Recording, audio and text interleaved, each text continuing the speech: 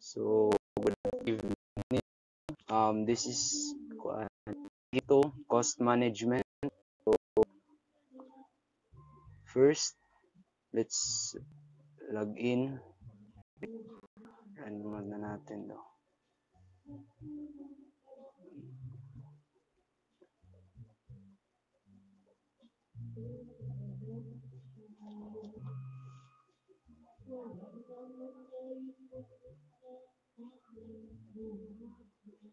So, let's type the default username and password. And click login. So, in this frame, you magta-type lang ng yung project name. So, example.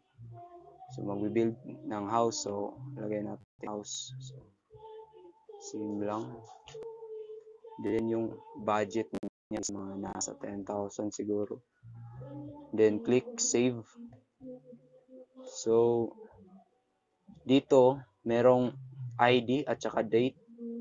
So, yung date is yung current date natin. So, yung ID is to search para hindi naman hindi mataas yung pag-search niya. Then, so, try natin yung search yung house. So yung ID, type nyo yung 1. Then, click search. So, as you can see, mapupunta siya sa material frame. And then, example natin sa material is brick. So, mga bricks. Then, yung price niya nasa 500 siguro. Then, add material. Then, calculate. So, yun, babawasan yung remaining budget niya. Then, kung gusto mag-add ng another materials, type nyo lang yung so, quit. So, konti. Device na is sa so, click yung color button. Mababawasan yung remaining budget niya. Pag remove kayo ng materials, so click yung table. So, yung gusto nyong i-delete, then click yung remove button. So, mawawala yung material. And then, pag kinalculate natin, so, mababalik sa dating budget. So, yun. Then, click back para mapabalik sa project frame. And then,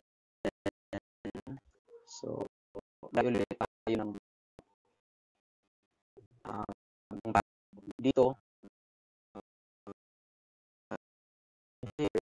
ng project. So, example, school. So,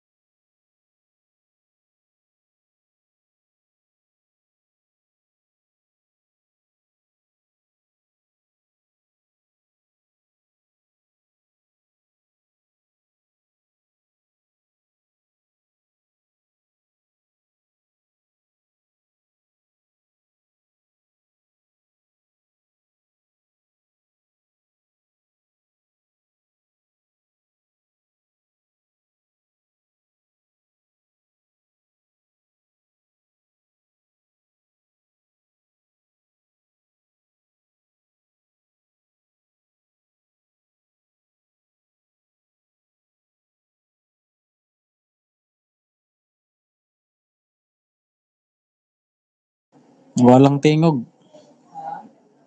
Cellphone naman. Low.